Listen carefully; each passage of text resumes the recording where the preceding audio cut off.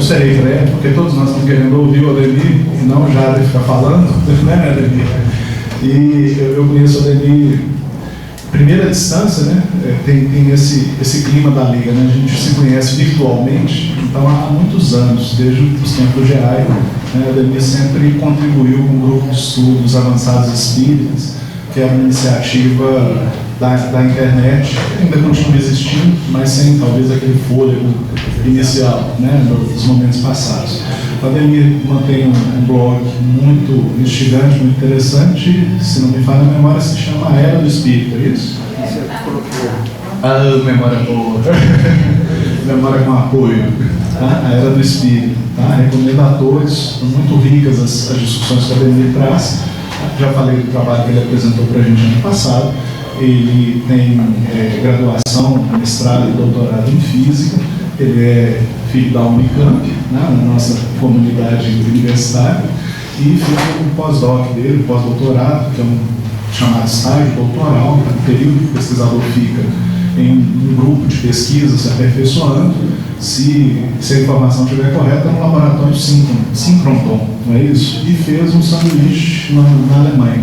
O sanduíche é um período desse, ou do doutorado ou desse estágio, porque não é da universidade, em que a pessoa estuda um outro centro, além do centro em que ele está. Ele aproveita para trabalhar com uma segunda equipe. Tá? Então, em matéria de física e no campo que ele escolheu trabalhar, é uma pessoa muito bem credenciada, como diriam nossos irmãos norte-americanos, né? His credentials. Tá? E do ponto de vista espírita, é uma pessoa muito dedicada e conhecedora, que a gente entrevê pela leitura dos trabalhos dele. Uma palavra, então, Ademir. Eu agradeço a atenção de todos, a oportunidade fantástica que o pessoal da Liga e o centro que tem na realização desse evento, que, na minha opinião, é um dos melhores eventos de interação entre a academia e a temática espírita contemporânea.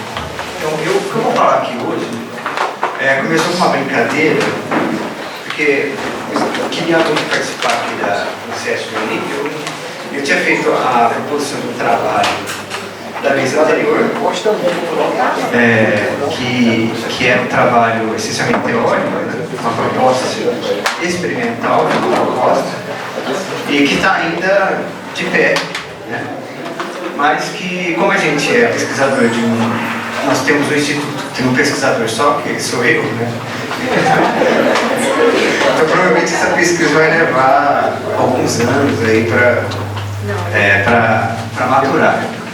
Então, um tema que eu achei interessante, que eu trouxe aqui para compartilhar com vocês, mais com o objetivo. O meu objetivo é mostrar a fertilidade e holística dos postulados espíritas na proposta de medida de algumas coisas que seriam impensáveis. Então, aqui o que a gente vai mostrar é uma abordagem estatística para o tempo médio entre reencarnações sucessivas. O que é isso, né? Vamos começar a apresentação.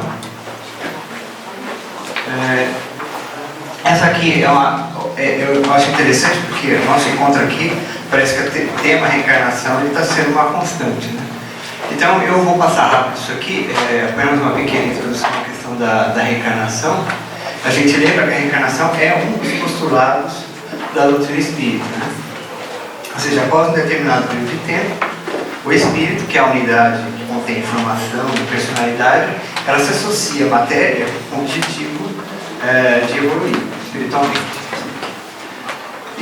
Então a gente pode fazer então a seguinte questão: qual que é o tempo médio entre essas reencarnações? Dado que o espírito desencarna, e eu vou usar bastante a nomenclatura espírita, porque eu acho que é uma nomenclatura muito boa, porque foi uma nomenclatura pioneira, diferente da abordagem do Júlio. Então vocês vão ouvir bastante falar sobre reencarnação ou desencarnado. Eu tive que criar uns neologismos, palavras novas para isso. Então o que a gente quer aqui é uma resposta estatística, ou seja, eu sei que um espírito, em média, ele leva determinado tempo para reencarnar. Eu não sei quanto que é esse tempo. A gente não sabe. Então eu quero saber se é possível a gente investigar um método, né, para determinar isso. Esse tempo entre as reencarnações a gente pode usar uma definição do que seria o estágio do espírito desencarnado, que é a nomenclatura de Kardec, que a gente vai chamar de tempo de erradicidade. Então, as referências sobre reencarnação, a gente já teve aqui uma apresentação sobre isso, né? Do ponto de vista histórico, são crenças de muitas religiões, principalmente religiões orientais, e as referências modernas, as fontes de conhecimento, é o legado kardeciano, que fundamenta a doutrina espírita, as recordações de vidas anteriores, no meu artigo original considerei evidências fracas, só que com o trabalho do jurídico, que não é tão fraco assim, elas podem ser fortes. E as evidências que eu consideraria fortes são as evidências de Ian Stevenson. Por quê? Porque tratam-se de lembranças de crianças, né? Ou seja, elas não tiveram como a personalidade supostamente não está formada. Então, se uma criança começa a falar um outro idioma, é uma anomalia extremamente forte, extremamente relevante. Então, é por esse sentido que está forte.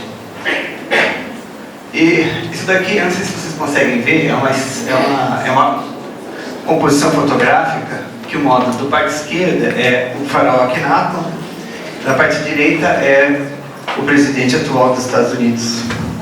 Então tem muita gente dos Estados Unidos que acha, como ele é muito parecido com o Akhenaton, então ele acha que é a reencarnação de Akhenaton, que eles chamam de Barakhenaton.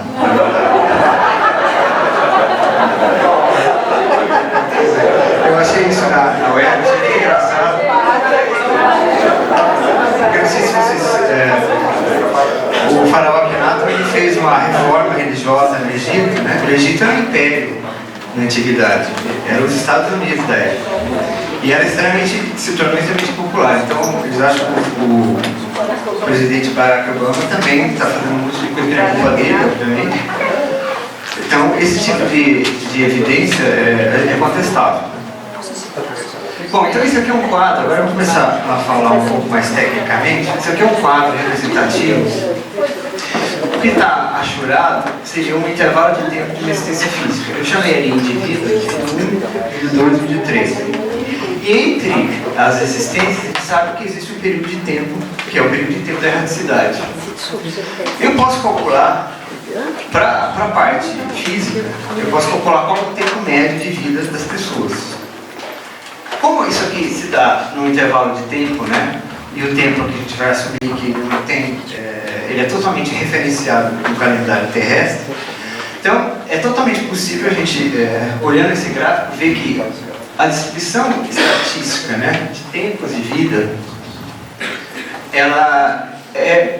Se a gente tivesse acesso aos tempos de desencarnação e reencarnação, a gente poderia, do mesmo jeito que eu calculo que eu posso determinar estatisticamente o tempo médio de vida do encarnado, da pessoa encarnada, eu posso determinar esse tempo de erradicidade. Então isso daqui foi um insight para a gente começar é uma averiguação bem despretensiosa, que eu vou falar aqui. Não é que o tempo médio entre encarnações é esse. Como é um tempo médio, para um determinado, não vale para um indivíduo, vale para uma coletividade. Então eu quero dizer assim, se a gente tivesse acesso a esse tempo estatisticamente, então a gente poderia ver que aquelas conclusões que eu vou tirar aqui vão ser válidas. Então, a gente monta um modelo estatístico, né?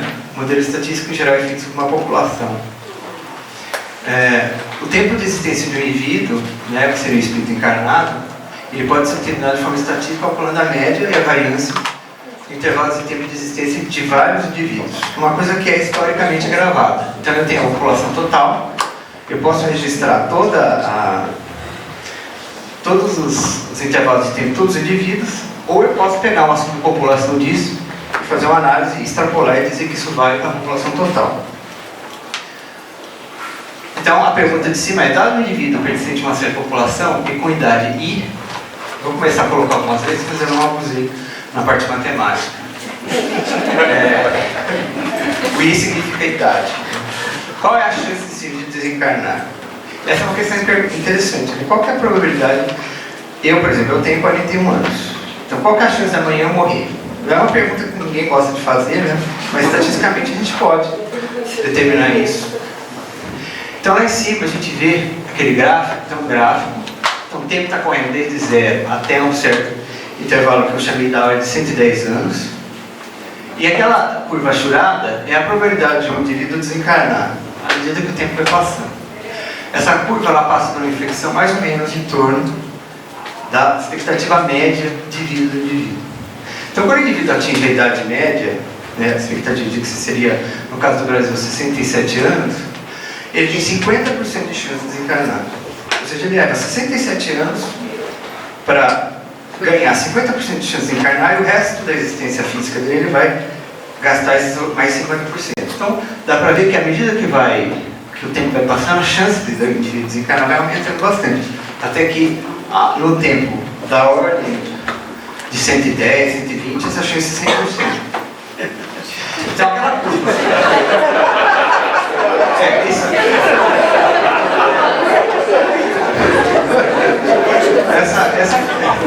O valor 110 aqui é questionável, porque falam que na França tinha uma senhora, ela conhecida como super centenária, ela viveu 120 anos. Então pode ser que seja 120, mas eu acho que mais 120, a probabilidade é muito pequena de você encontrar alguém vivo. Então, essas são pessoas que nasceram no tempo zero até um certo tempo. Agora, no tempo zero, mais pessoas morreram, né? Mais pessoas estavam vivas.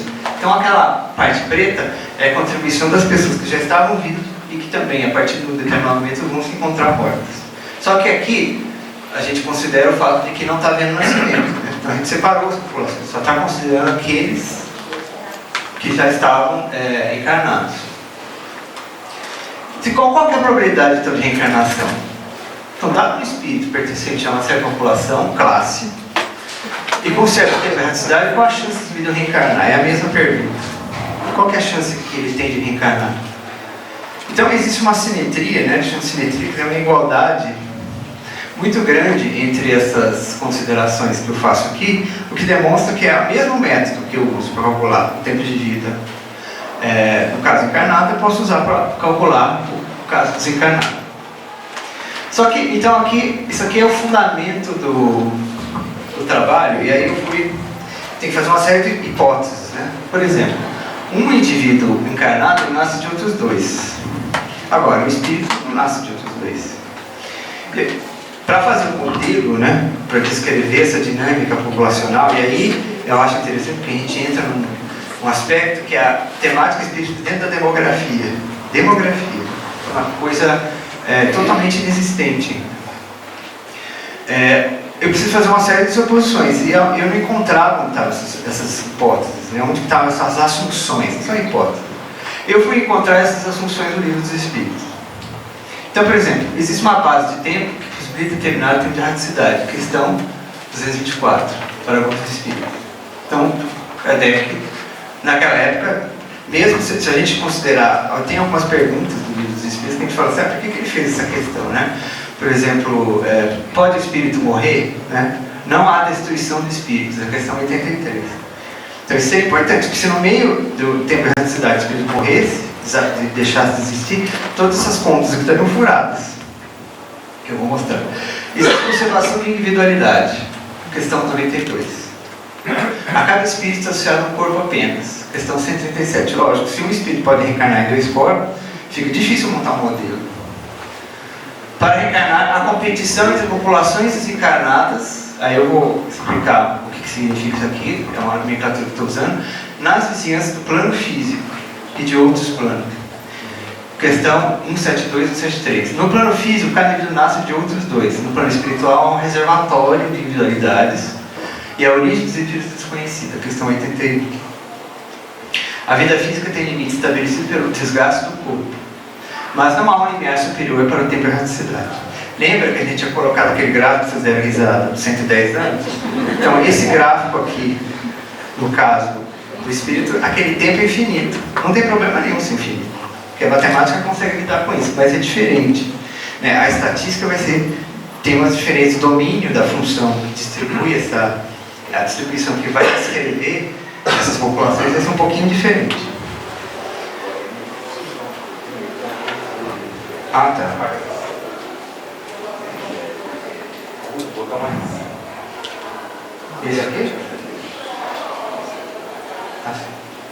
Bom, então isso aqui Tem uma coisa interessante quando... como é que um físico considera um elefante no modelo? Suponha que o elefante é uma esfera. Então aqui mais ou menos é o que a gente fez. A gente fez um modelo, então, entre o plano físico, o plano espiritual e outros planos. Então toda a nossa descrição, ela vai ser uma descrição baseada na interação que existe entre indivíduos que advém de um plano espiritual próximo, que é o que a gente chama crosta, que a gente pode chamar de crosta. Então, primeira coisa, existe uma população encarnada e existe uma correspondente população desencarnada. E existe uma população desencarnada que, para todos os efeitos, é infinita, porque pode haver migração de outros lugares. Então, o fluxo migratório permite que a evolução da população desencarnada imediata ao plano físico dependa dinamicamente da população desse plano. Então, aqui é o seguinte: quanto mais gente estiver encarnada, maior será a população desencarnada. Assim, a gente pode assumir que para cada espírito encarnado existe uma comunidade em torno dele. Alguns obsediados têm mais. Mas em geral, a gente pode assumir que existe uma família, para cada família encarnada, existe uma família desencarnada. Então, essa família desencarnada constitui a vizinhança, que eu chamo de plano físico aqui. Eu não sei quanto que é essa população. Existem estimativos. Tem uma estimativa que eu achei num livro que o André Luiz fala que é a população desencarnada de 20 bilhões. 20 bilhões. Eu até coloquei no artigo, coloquei na parte final, mas isso não é relevante para o que a gente vai fazer aqui. Então, o número de desencarnados é proporcional ao número de encarnados e há um fluxo migratório. Então, se a gente considerar o modelo de crescimento populacional, a solução dele é essa equação aqui. Essa equação aqui, ela dá um crescimento populacional exponencial, dependendo da taxa de natalidade e taxa de mortalidade. Eu escrevo uma dinâmica idêntica para o caso do plano espiritual. Ó. Só que aqui a taxa de crescimento espiritual e aqui a taxa de reencarnação. Então é a mesma coisa. Aliás, crescimento não. Aqui é a taxa de... essa daqui está errada. Bom, eu vou passar mais para frente, mas vai ficar claro o que eu quis dizer com isso. Aqui é renascimento espiritual, né?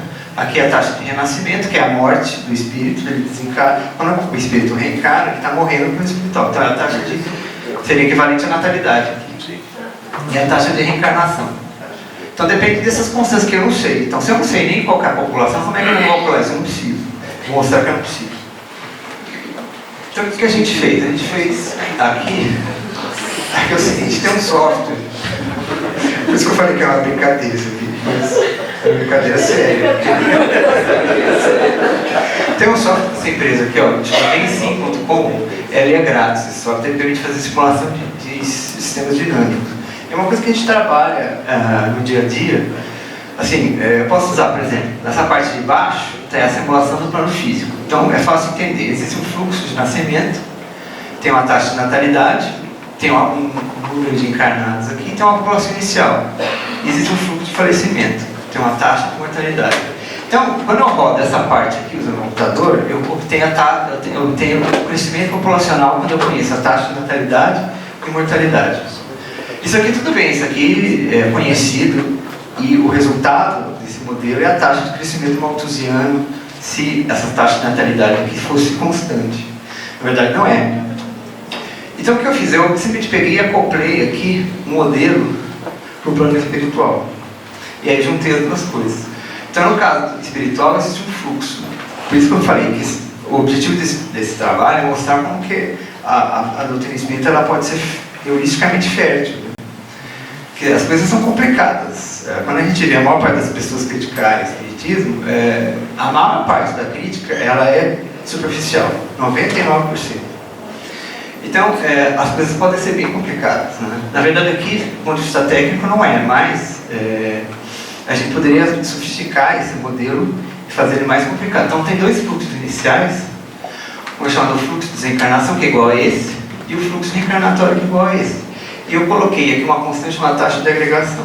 À medida que a população humana vai crescendo, a população desencarnada também, do plano físico, mais próximo, ela também tem que crescer. Porque tem mais espíritos entrando. Então tem que ter um fluxo que vem de algum lugar, que não estava aqui. E essa taxa de agregação ela é responsável. E obviamente tem uma população inicial. Então quando a gente roda isso aqui, o que a gente obtém aqui é uma curva crescente se as taxas de natalidade forem crescendo, e aqui também para os desencarnados ela mostra que o fluxo de desencarnados vai aumentando. Por razões de espaço, eu não coloquei o resultado das simulações, uma coisa que a gente pode depois modificar. Eu fiz outra coisa. Tem algumas observações importantes que a gente tem que fazer.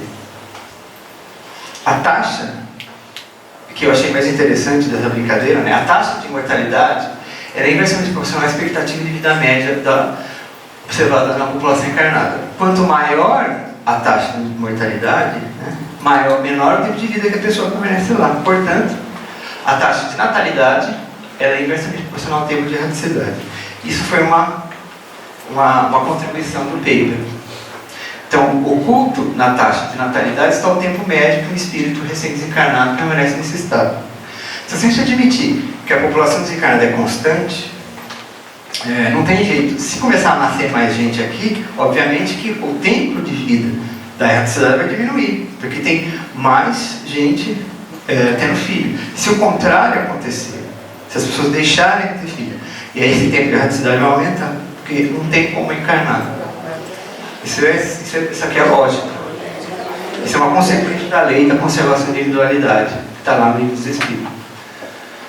Então, consequência, na hipótese de equilíbrio, quando eu falo equilíbrio, assim, as duas populações estão mais ou menos iguais. Suponha que a população encarnada não mude, né? Então, as duas populações são iguais. Nessa hipótese, a expectativa média de erraticidade deve ser igual à expectativa de vida física. Essa é a primeira consequência. E é fácil de ver por quê. Então, se o indivíduo vive 67 anos em média no planeta, ele vai esperar aproximadamente 67 anos para reencarnar. Mas isso se a população estiver em equilíbrio, que não está, ela está aumentando. Então esse tempo de erraticidade é menor, ele leva menos tempo. Então por isso que eu coloquei que não se cometerá um erro muito grande se afirmar que o espírito permanece na erraticidade no mesmo tempo, em média, que ele permanece encarnado. Mas se a população variar, aí o que eu fiz? Aí eu peguei os dados do IBGE, da população brasileira, que é o único, eu achei isso na internet fácil, né? Como estava meio atrasado para submeter o projeto, então eu apliquei o modelo lá para o caso encarnado, né?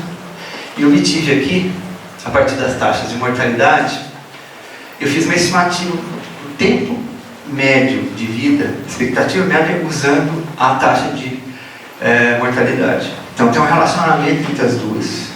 Então eu peguei a taxa de mortalidade, eu peguei a taxa de mortalidade física e calculei com isso uma expectativa ajustada para o tempo tempo de vida físico. Então aqui a gente vê que a gente aplicou o modelo, aqui em cima, né, o gráfico de cima mostra a taxa de natalidade brasileira desde 1940 a 2000, está caindo. E a taxa de mortalidade também está caindo. Então nós vamos, como eu não tinha o censo de 2010, eu fiz uma atualidade, eu não coloquei 2010. Provavelmente isso aqui vai se encontrar, a população brasileira está crescendo, começou em 40 milhões em 1940, está em 180 aqui. Só que como elas estão se aproximando, isso aqui vai começar a crescer. Tem explicações econômicas, por que isso está acontecendo, dizem que porque o Brasil está ficando um país rico, então por isso que a natalidade está caindo. Mas eu não vou entrar nessas considerações. Então aí o que eu fiz? Aí eu calculei, bom, isso aqui é o modelo, então eu peguei a taxa de natalidade e calculei a correlação dela com a expectativa de vida.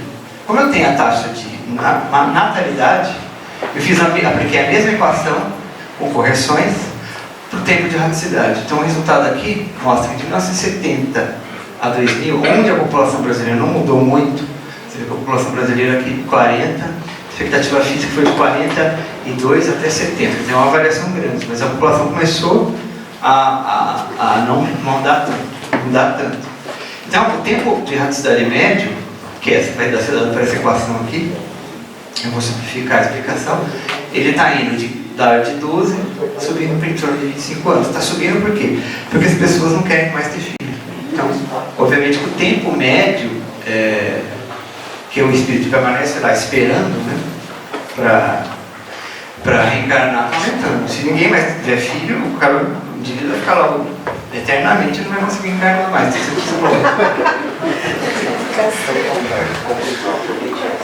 aqui tudo é óbvio, são coisas lógicas. Eu só coloquei esses números porque eu não estou afirmando que seja esse o tempo. É dessa ordem de grandeza. Significa isso, pode ser 10, pode ser 20, pode ser 40. Mas está aumentando, tá. Isso é uma coisa que a gente ouve frequentemente, né? As pessoas não estão mais tendo filho, então só tem que ficar esperando. Isso aqui, eu saiba, é a primeira expectativa numérica para esse tempo que foi feito. Se alguém tiver interesse, eu posso explicar como chegou nessa forma. Bom, então quais são as conclusões? Eu já vou acabar. Não se comete erro ao se estimar o tempo de erraticidade como equivalente ao tempo de existência física limitado referente a ele. O tempo de erraticidade, para os espíritos que ainda são reencarnantes, ou seja, os espíritos que ainda têm que reencarnar, é fortemente dependente da taxa de natalidade. Então, a taxa de natalidade, ela esconde esse tempo.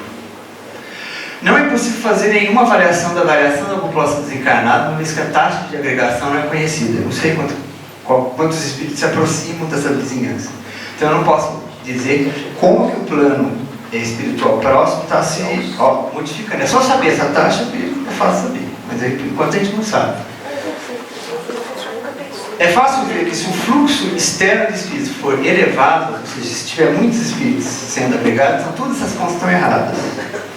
Por quê? Porque a taxa de erraticidade não vai depender mais da taxa de natalidade, ela depende dessa taxa de agregação, que vai ser mais forte. Só que a gente está assumindo que isso não está acontecendo aqui.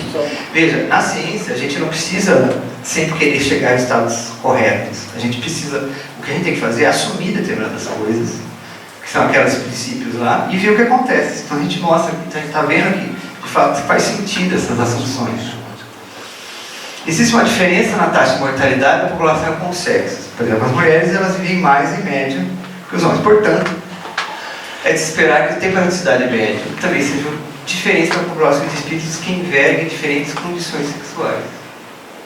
Ou seja, a mulher demora mais para reencarnar que o homem.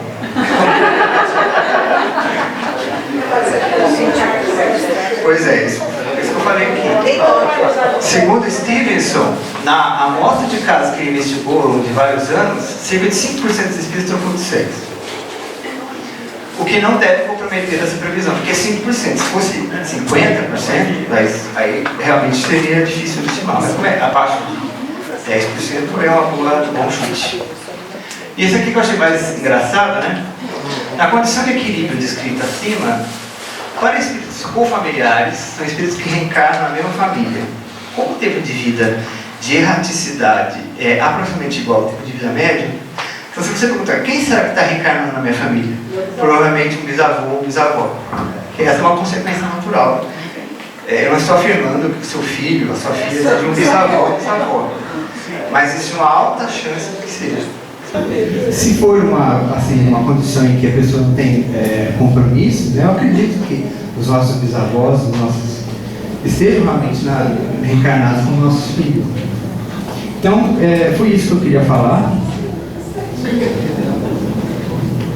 Então, de novo, o que afirmamos aqui é uma consequência de certas hipóteses dos princípios da doutrina espírita, o que demonstra a fertilidade holística, ou seja, a capacidade que ela tem de prover informações sobre coisas a respeito do mundo. Então, é isso.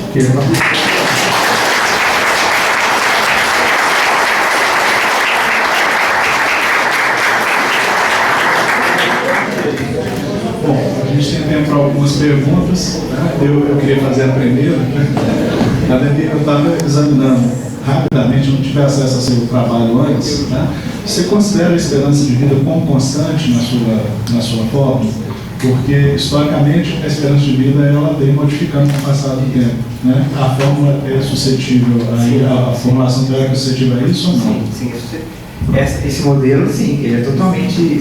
Eu coloquei aquela linha ali, só que a gente não sabe como que muda a taxa de natalidade, porque ela não depende do espírito, ela depende de fatores externos. Descobre um novo método para reduzir a taxa de mortalidade infantil. Então, o que acontece?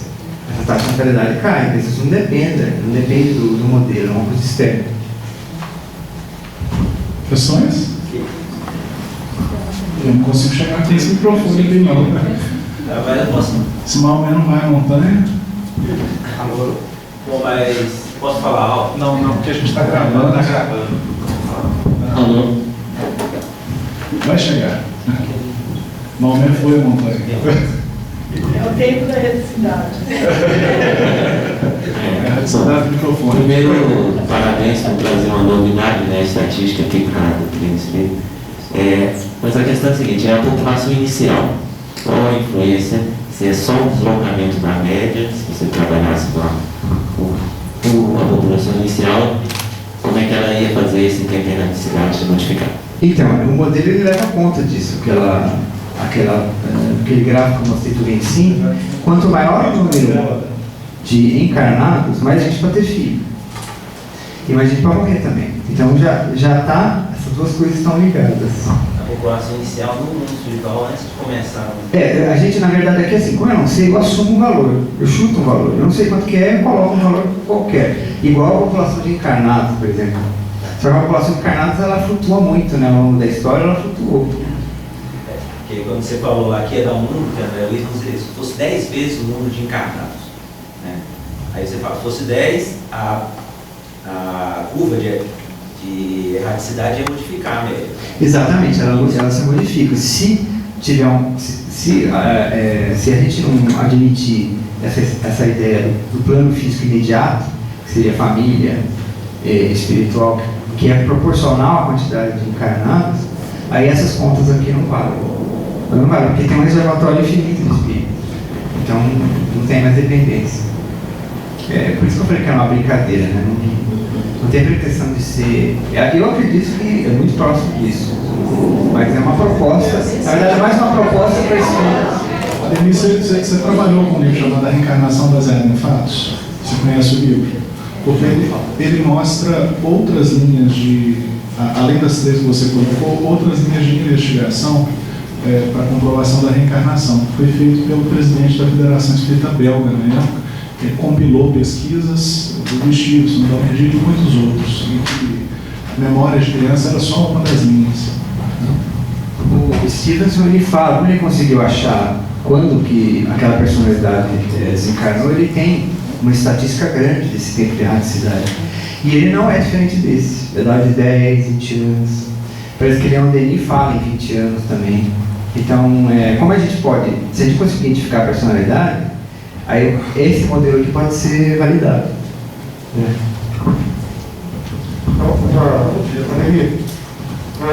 Ficou muito claro para mim, nesse repertório de pessoas aí que estão desencarnadas, os espíritos desencarnados, você está considerando apenas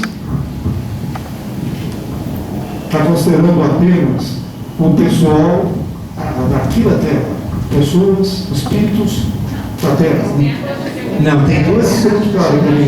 Não, tem duas componentes. Tem uma que é o que eu chamei de plano físico imediato, que é a família próxima, que tem uma população desencarnada, tem esse plano físico que André Luiz chama de crosta, né? E tem uma outra população que é virtualmente infinita, porque como o universo é infinito, o número de espíritos é provavelmente infinito. Então esse reservatório aí, ele é uma fonte de espíritos também. Eu acho que já fizemos bastante provocação, o diálogo foi muito frutuoso. Agradeço a Ademir a coragem de trazer um exemplo de modelagem matemática para a gente, em cima de uma teoria espírita, assumindo claramente as suas hipóteses, pressupostos, sem pretensão de verdade, mas com pretensão de rigor. E parabenizo ele pelo trabalho. Obrigado.